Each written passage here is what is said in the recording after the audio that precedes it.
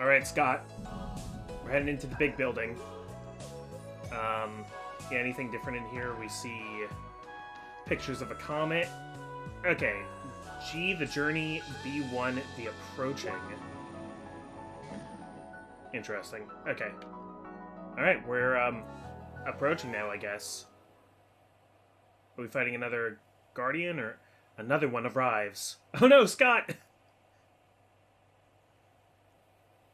The master of all four elements.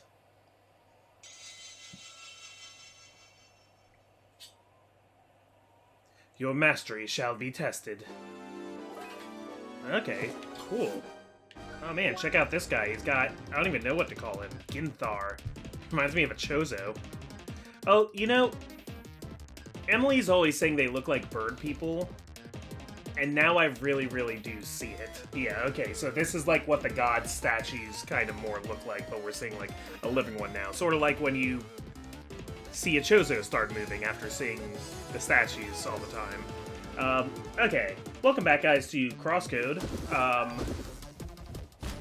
I'm the Comic Foil, and I'm getting hit by attacks. Oh, there's... Okay, what did you just change to?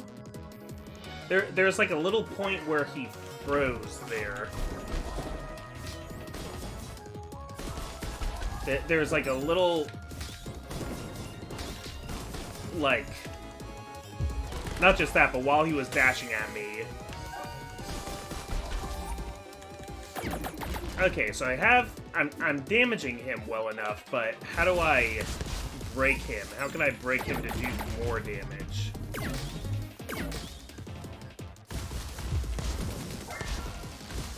Okay, you're changing to cold. I'm gonna try and keep changing to be the opposite element as him. Do I have any... No, I really keep meaning to set more... to set more favorite items, and I never really do.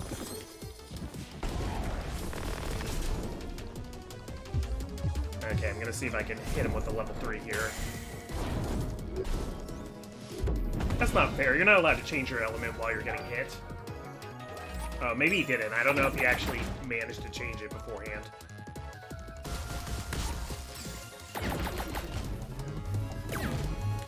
So yeah, this is episode 90, guys, because I decided to keep the numbering going even into the DLC. Alright, I think that's getting us down to our next phase. Yeah, so now you're gonna do different elements at once. I like how they're different weapons, too, that, like, the heat is a sword, the lightning is a claws, it looks like wave is, like, cards, and the cold is a hammer. Am I supposed to be doing something while he does that? No, I guess I was just supposed to try and survive it. Okay, so I don't know if this one is puzzly so much like other bosses can be.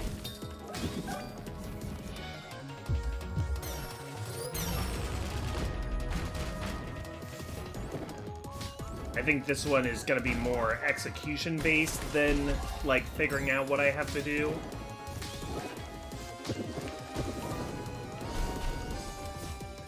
Okay, I'm taking another Echo roll here.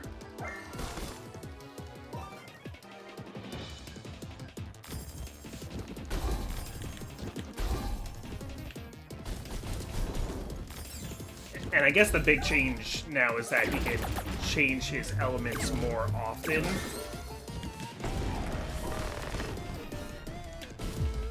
Okay, yeah, let's get a level 3 here.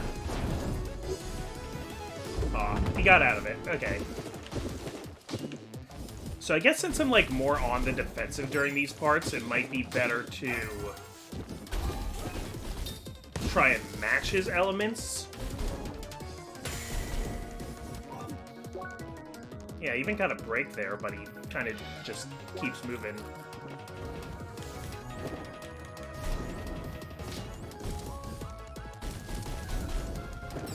So it's been a... I don't want to say it's been a hard week, for me, but it's been a very philosophically dense week. I've been maybe a little bit more argumentative on Twitter lately than I should be. It just feels like there's a lot of issues.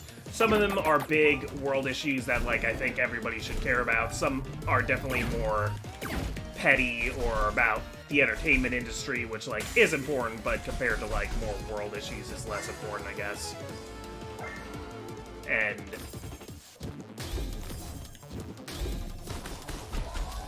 I went on a thing on Twitter, just kind of like myself trying to, like, work through this and my own feelings. I, like, talked a little bit about some, like, ethical philosophy, some, like, Jean-Paul Sartre that I know that I find really interesting, and I think that weirded some people out a little bit because it's...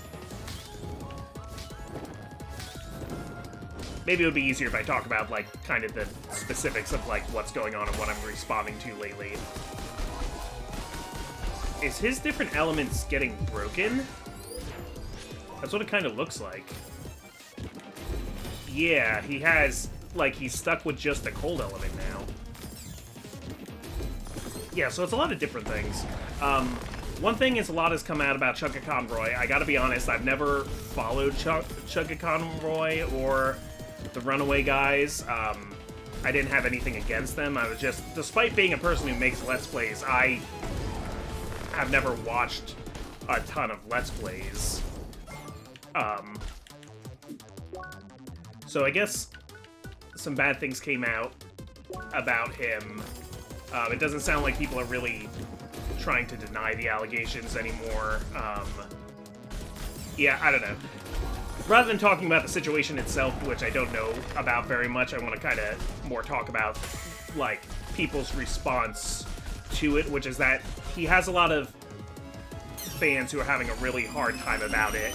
And I'm just kind of like, yeah, mood. Like, I do feel bad for the people who are having a rough time, because it can be really tough when somebody you enjoy the content of, or even, like, literally look up to, does something really bad. I mean, this has been coming up in our conversations here on this Let's Play a few times lately since we started the DLC. Jeez. Yeah, I don't like all of that that's happening.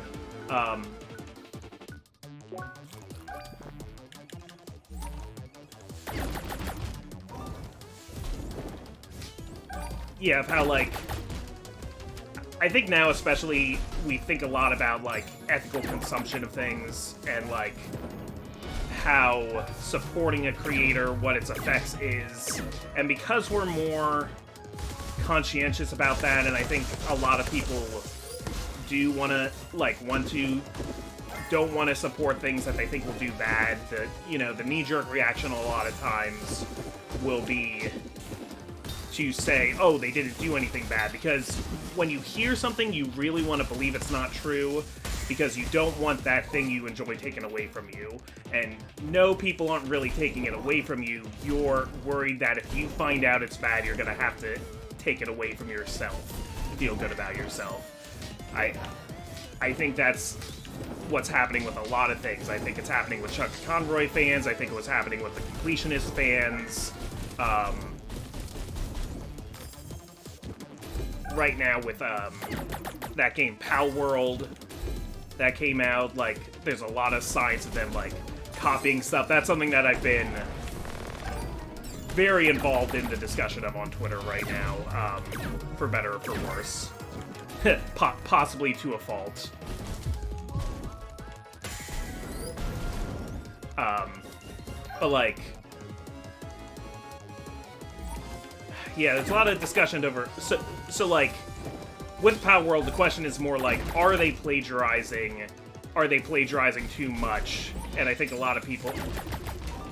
I don't even get to the point, like, there's a lot of people who are like, oh, it's a good game, it's the Pokemon killer. I don't even get to the point of that where I'm like, whether or not the game is good. I'm not playing the game, so I mean, I can't, like, claim any kind of moral superiority for abstaining from it. I didn't know about it before, and I haven't become interested through this discourse.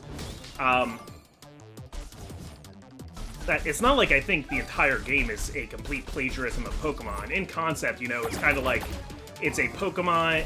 You could call it a Pokemon meets Ark survival. And I think it is, like, scratching an itch for a lot of people.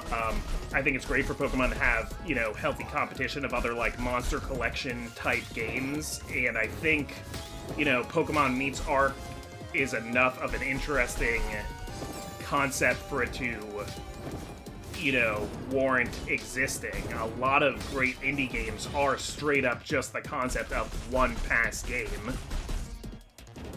Stardew Valley. Stardew Valley is Harvest Moon. Bug Fables is Paper Mario.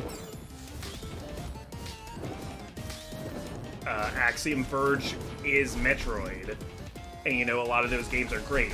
This is more the discussion over, like, the art assets of it, particularly the design of the creatures, that a lot of them are... Okay, well, hold that thought. Well done. Did I unlock another floor? Okay, so suffice it to say, and there's a lot of questions over, like, well, how different does something have to be allowed to exist? Like, art, you know, good artists borrow, great artists steal, and, like, how much do you need to change about something for it to be allowed to be its own thing and not just an imitation? Speaking of which... Hi! Hey there. Welcome to our little mid-boss discussion. Lee, I just had a pretty radical idea. Avatar-controlled mid-bosses. Just think about it. Oh man, I'm getting into like some Demon Souls like PvP bosses. Highly adaptable enemy behavior. Individualized dialogues before and after the fight. How's that supposed to scale though? You'd need an avatar for each fight happening in parallel. No, you could just like somehow like let an avatar get the stats of a boss for that fight, maybe. Well, I suppose they could clone the avatars. Are you sure about that? Imagine having like 1,000 clones of yourself. Nope. Yeah, let's drop the idea and never talk of it again. Agreed. Let's go on. I'm glad they're like in a more comfortable place to discuss that now. Alright, puzzle time. Am I going to be able to, like, focus on any of this at all? If I'm talking about freaking Pal World. So, even if you're enjoying the game, I think, you know, the same way that, like, part of enjoying something can be understanding its faults, also part of enjoying something can be, criticizing its ethics, and if nothing else is wrong about the game, which I'm not even sure how much I want to say about that,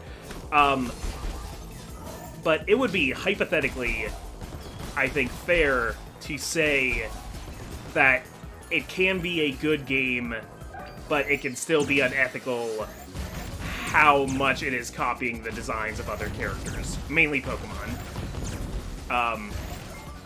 A lot of people with this stance are getting accused of just, like, being Pokemon fanboys and, like, oh, wow, like, way to, you know, defend the giant corporation, which is true. I'm not doing this to...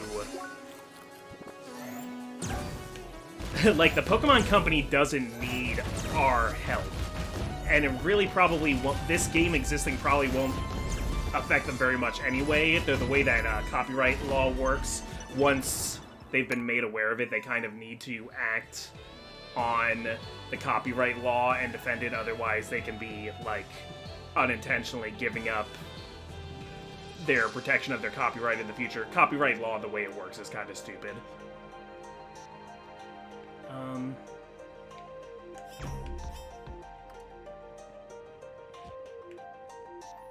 Okay. It's kind of weird the way it's dropping us into this puzzle room. Where is the actual bomb? It's up here. Okay, wait.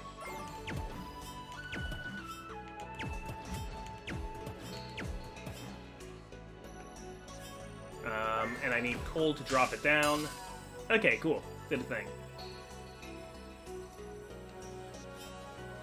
Admittedly, some people, including myself, might have knee-jerked a little bit about how, oh no, AI, oh no, it's AI art copying things, which is something I want to say right now, unrelated to Pal World, is something that I have no tolerance for. I do think it's wrong that people's art all over the internet... AI art isn't, like, always bad all the time. Oh man, was I supposed to keep that bomb there? Uh-oh. Yeah, I probably need that bomb to stay there. Okay, wait.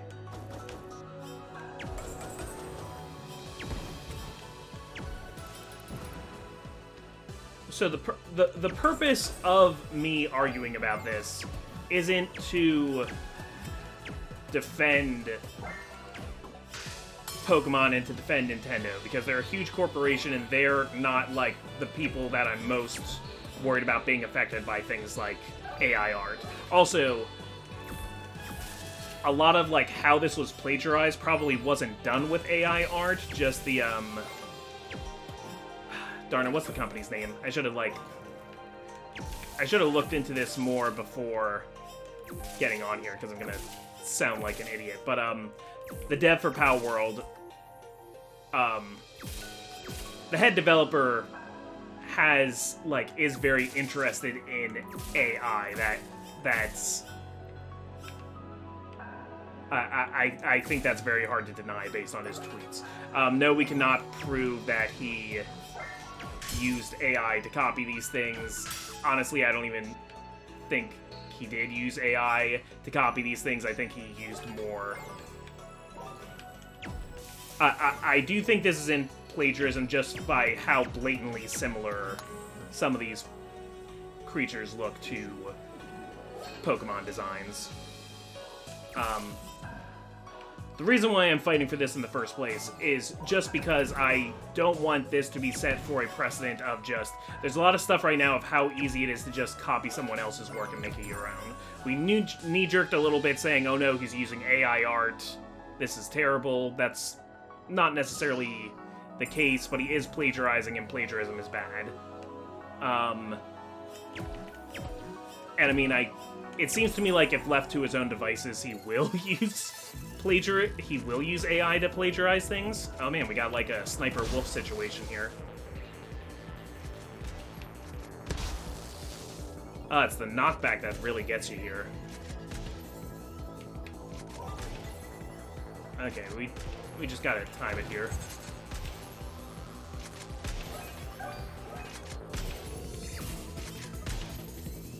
Oh, right. Yeah, that's gonna work differently because I need to make it come towards me. Are we gonna get over there? Okay. Also, like, yeah, I really, like, if you are enjoying Pal World, this is tough, because I don't want to be disrespectful to you. I want you to be able to have your own ethical opinion about this, even though I have a different one. I don't want to play Pal World because I don't want to support something that I think is a problem, and I don't want this to become... I don't want to support the precedence of copying things, but also... There are things to enjoy about the game besides that ethics thing. So, I mean, like, I'm not your dad, you do you. I do feel like I have to be true to myself in talking about my views on it, though. I also feel like I really need to... Oh, okay, I understand what to do. If I'm going to talk about this controversial issue, I need to at least be good at the game while I'm doing it. Okay, alright.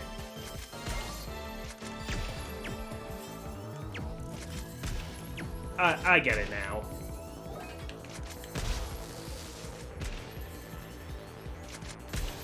This is framed like a battle, but really it's a puzzle, and really I'm, like, not in very swift danger. I want to get this a little bit more towards the middle, though. So, you know, like an idiot, I entered into the discourse on Twitter. That was my second mistake. My first mistake was having a Twitter.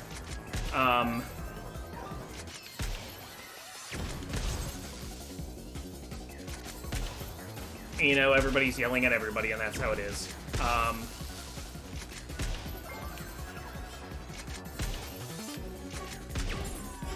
Not that everybody's supporting Pow World's opinions are completely invalid, just I disagree.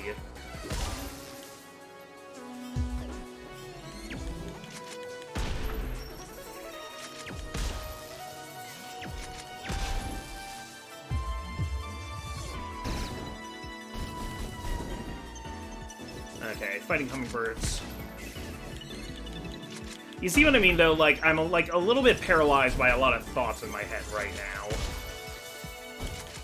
And people yelled at me online, guys, and it made me sad because I act like an intellectual, but actually I have an external locus of control, and it bothers me a lot when people don't think I'm smart.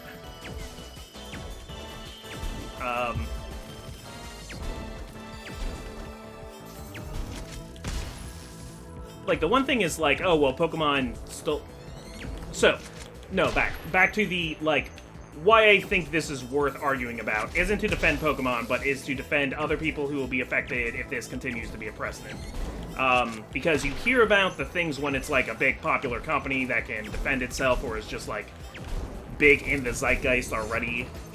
You don't hear about this sort of thing as much when it's, like, small-time artists who suddenly find that, like, something they drew or something very similar to something they drew is being sold as a t-shirt somewhere. I mean, every digital artist I've ever known has had this issue at one point somewhere where they found their own art for sale without their permission and without their credit. And without them, you know, getting a dime of it.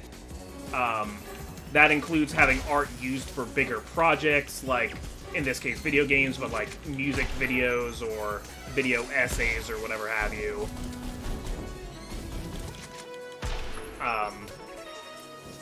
AI art is another opportunity for things like this to happen. I think there's lots of ways to ethically use AI art, because if you think about it, a lot of ways we do art, especially digital art, is through, like, AI is sort of a buzzword a little bit, because it is through technology that does automate part of the process.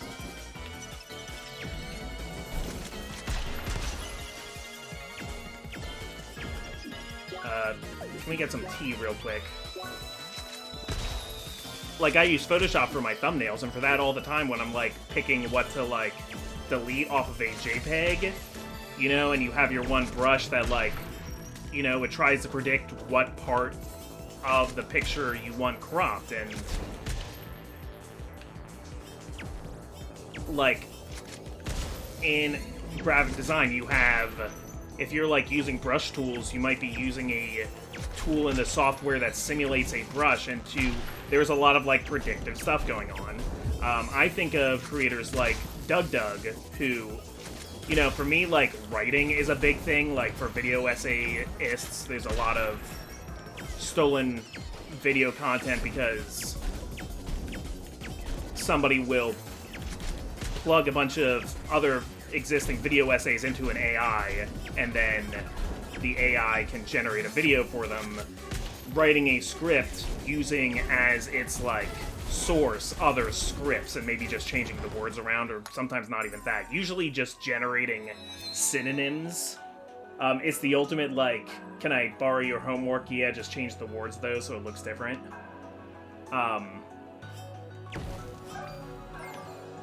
But then, like, streamers like Doug, they'll use, like, ChatGPT or other things to make, like, streams that are really interesting, where they'll do, like, can an AI beat Pajama Sam, where they, like, as the prompt, describe Pajamas, like, the situation in an edutainment game to the AI and see if they can, like, figure out if the AI can figure out how to beat it, or, like, he did, like, a whole stream that was, like, a cooking competition, and he and his opponent each had AI cooking instructors, that were, like, made to talk like Guy Fieri and Gordon Ramsay. And, like, that kind of stuff is really creative.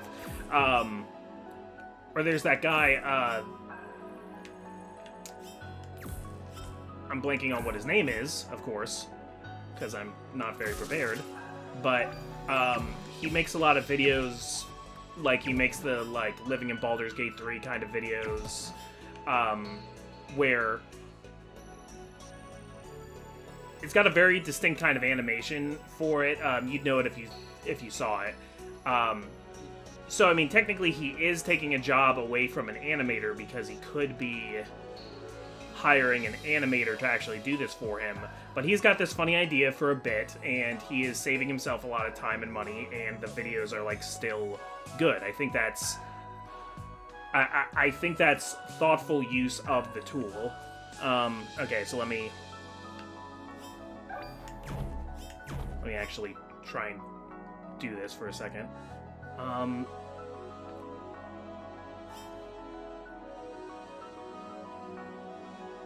eventually trying to get you up here, right?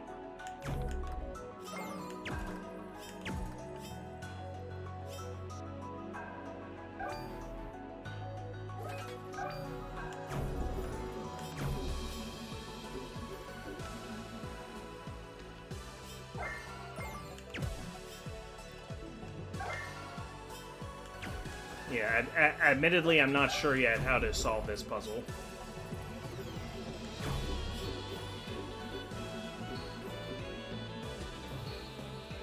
Oh no, where did I just put that bomb? Okay, it like went through all the walls and disappeared off the map and respawned here.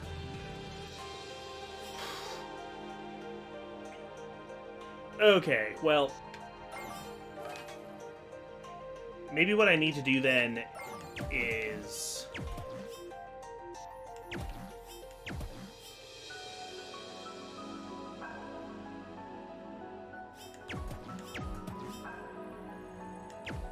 get this on the other side of the block.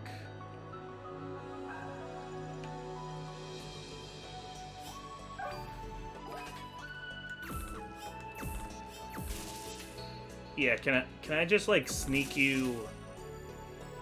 That's not what I want. I don't want you to come all the way to me is the thing.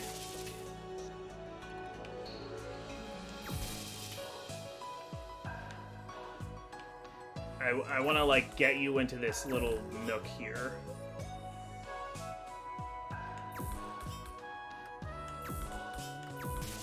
There we go. That's what I want. Okay, let's move you over here. So I think there can be a lot more nuance in this discussion. When we argue with each other a lot, especially... oh, shoot. Okay. Okay, so I got this ball over here now, and I don't want to move the brick over there, at least I don't think I do. So now I can get...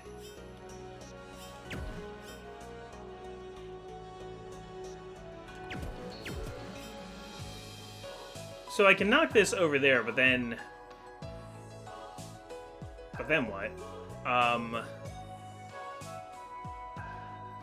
I guess then I need to figure out how to...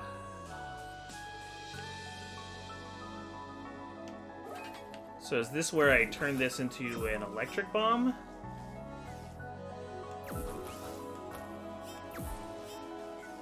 Yeah, okay, I think this is where the big block comes in.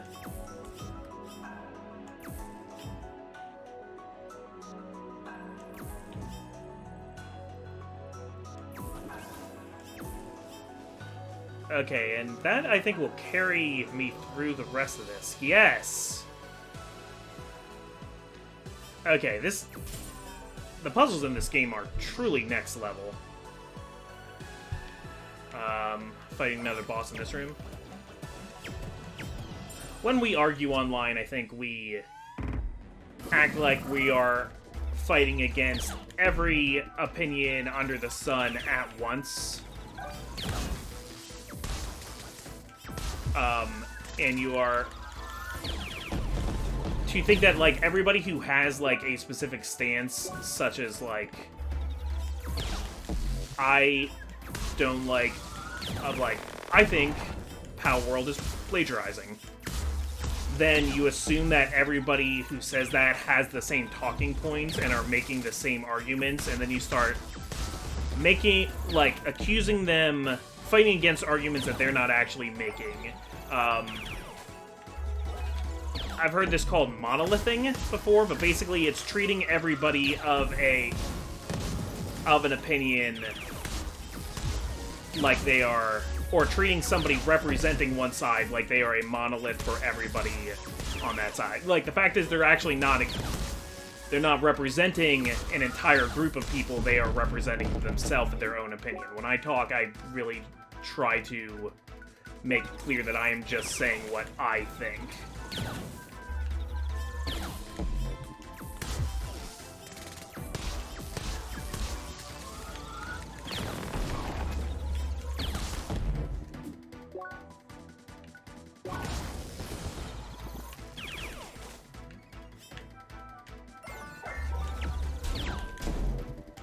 Focusing on little totem pole boys.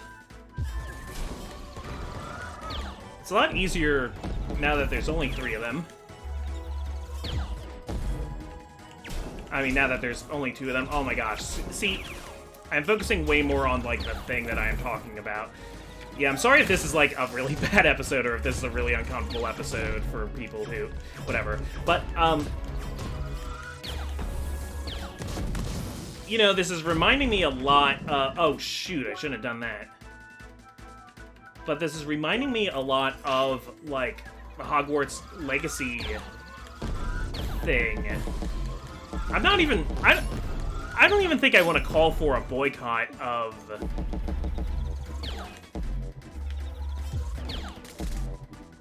I don't even think I want to, like, call for a boycott of Power World. Like, I don't think I do. Like, I'm not playing it, but that's because I'm not interested in playing it. That's not a moral. Like...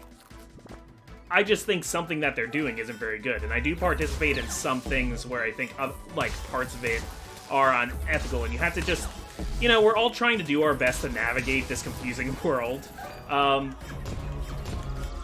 if something brings you joy and you feel like you can justify your partaking of it, you know, I'm not your dad, I'm not going to tell you what you should or shouldn't do. Emulating games, like, on a very wide... You know, on a very wide scale, I think you shouldn't steal things, and I think you shouldn't take from companies, especially when they're small indie companies, but, like, in general, I don't think you should play games you haven't paid for, but there's also a million caveats to that. A lot of video games aren't commercially available. There are games that, like, game preservation, you want to experience something, and, like, the company just isn't making that game available, so you emulate it. There are people with different, like, accesses to different things, or different amount of money. I can't dictate what those ethics look like for every single person. Alright, so we got an ice block pushy puzzle. What are we eventually trying to solve here? We will have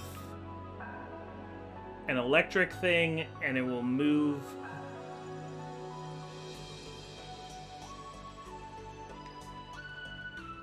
So it looks like we'll be going across this wall. It'll hit that, go to this wall, go around the outer side, so we probably want to get another block up there.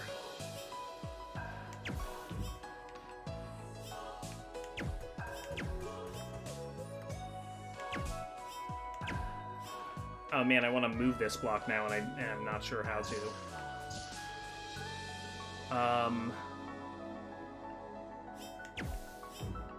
The diamonds on the floor can probably be a pretty good guide to this, actually. Oh, I see. I have an idea how to do this.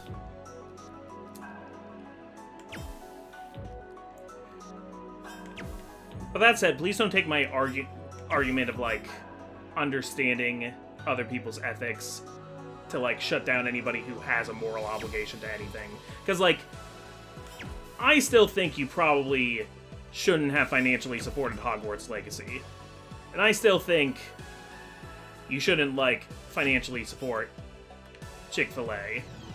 And if you have come to a different ethical conclusion, then okay, but I'm still going to tell you my 2 cents. What happens if I...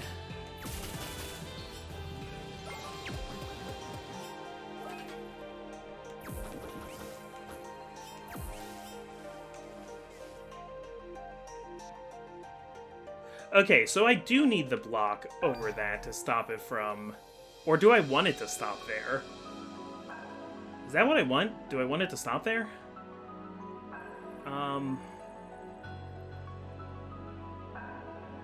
I think maybe I do, because that would...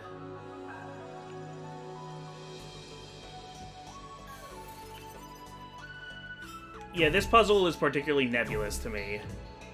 I'm not sure what goal I even have for it.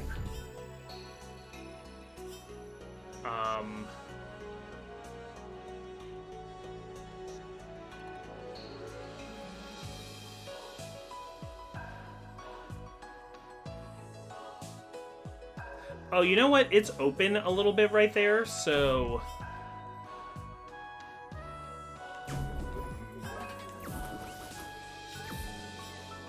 That's not what I meant. Okay, so that'll carry it up through there. Okay, I was misinterpreting what I was looking at a little bit.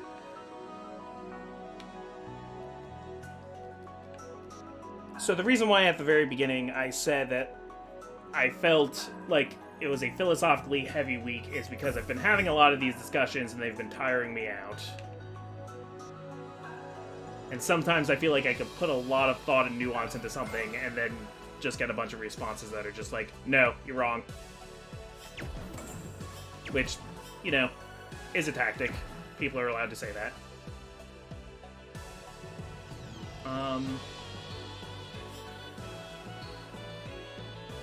So that's going to give us lightning. It's going to carry... Oh no, it's going to go around this way. Do I have...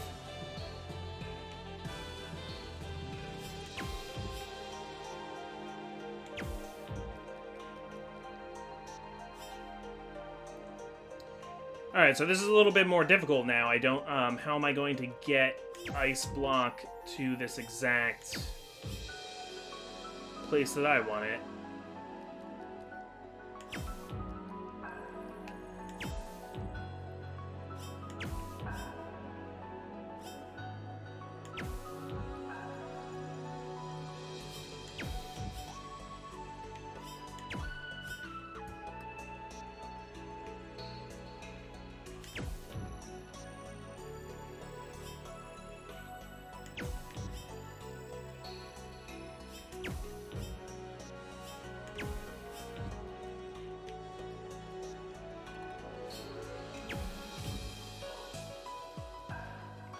Here we go. I'm talking myself into circles. Oscar the other day was like, dude, are you okay? You seem really stressed out. I'm like, no, I'm not okay. I feel like I'm going crazy. I feel like I can have trouble sometimes with, like, the subjectivity of the universe, how a lot of things really just don't have answers. That can be kind of tough for me sometimes.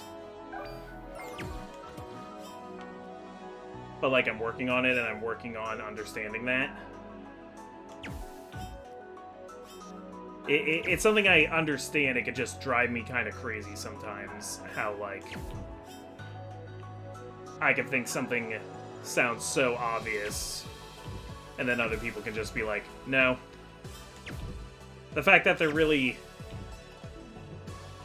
What I would say if I was being more pretentious, and I am, is that maybe there just really is no objective truth. Or at least that objective truth is outside of our ability as human beings to ever know fully.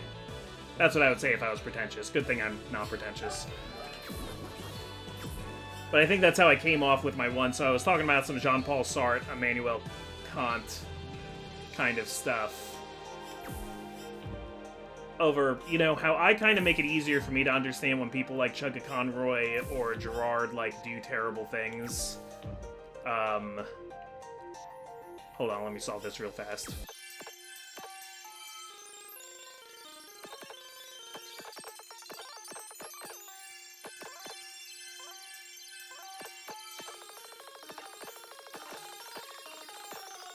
Okay, is what I have to do to move these blocks really fast after I set the spark going?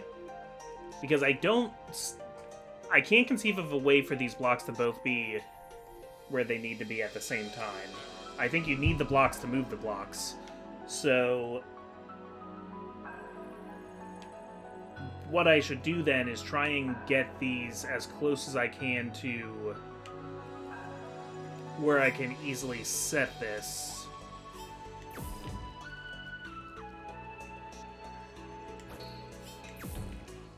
Yeah, which would be like that.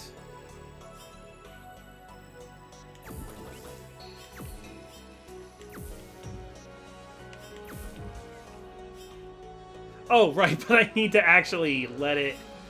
Oh, gosh darn it.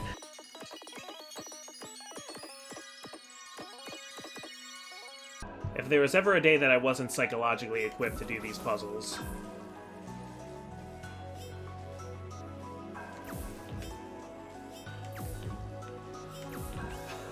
Yes! Yes!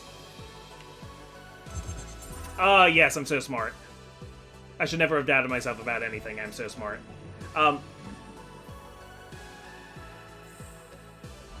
Yeah, so the idea is... the idea of Jean-Paul Sartre's radical freedom and stuff like that comes back to this idea that maybe there are no good people or evil people. It's just people do good or evil things. And this isn't even like a hard truth. This is just like a theory in ethical philosophy. And ethical philosophers disagreed with each other all the time. This isn't like the one way that it is, and nobody's saying it's the one way that it is. This is kind of just a helpful way to try and process everything.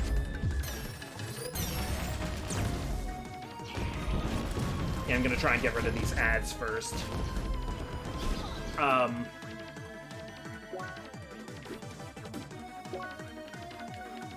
Get some greenberry tea going. Okay, are you actually weak to cold? Yes, and wave. I'm going to stick to... Oh, wait, no. I remember this now. I need to use wave to break you first. Which I'm going to do with a big old tank.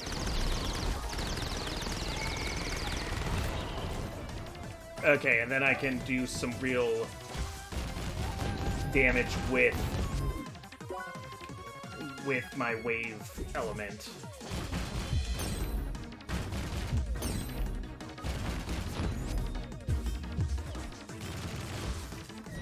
Yeah, because I also have you marked, so my range attacks will do more damage. That is how you do it.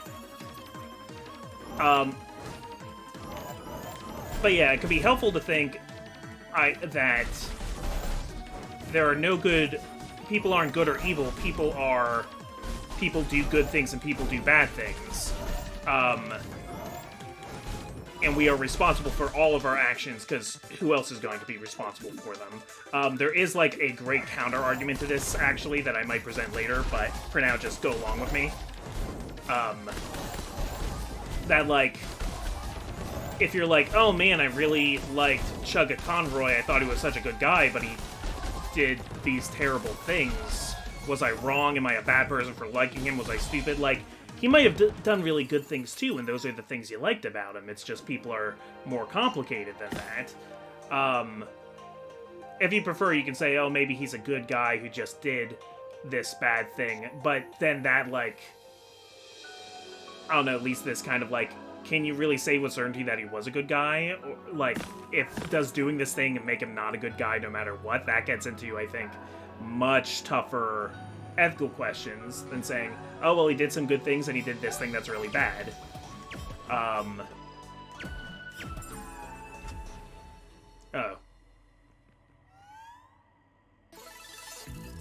And I think this description kind of weirded people out, because I think a lot of people want to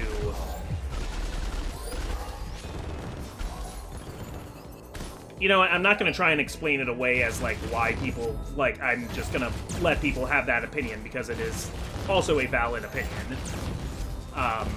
Just in this frame of logic, it's not that we are good or bad, it's that we are all the things we do to people. We are our actions, we are our consequences, and we're responsible for them.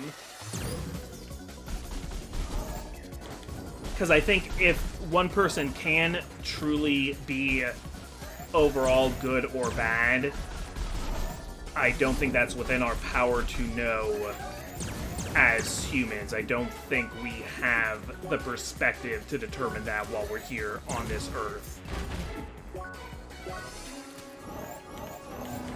Which is also the principle of, like, why a lot of, like, governments don't allow capital punishment and stuff like that. Yeah, I'll take this fight again. Because it's the idea of, like, who are we to decide who deserves to live or die? We can't say, oh, this is a bad person. There's no way to determine that this person just completely doesn't deserve to live. Maybe that's just not our job. Though I can think of some cases where I might begrudgingly say, okay, maybe it's justified for this person to receive capital punishment. My point is that it's hard. I bet I'm weirding out a lot of people here, too. I'm like, geez, comic, I just wanted to watch you play CrossCode. I have half a mind to, like, scrap this entire episode and do this whole part again and just shut the heck up.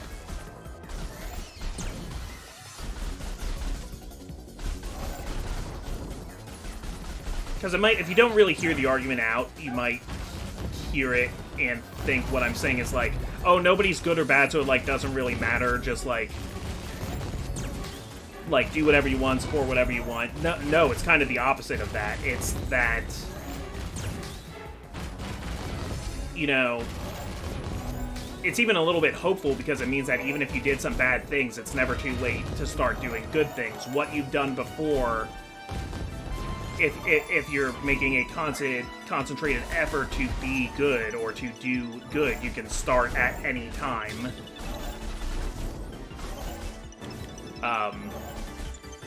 And, you know, maybe some of these creators who did really awful things can continue their lives and be very virtuous and do other things, but also it is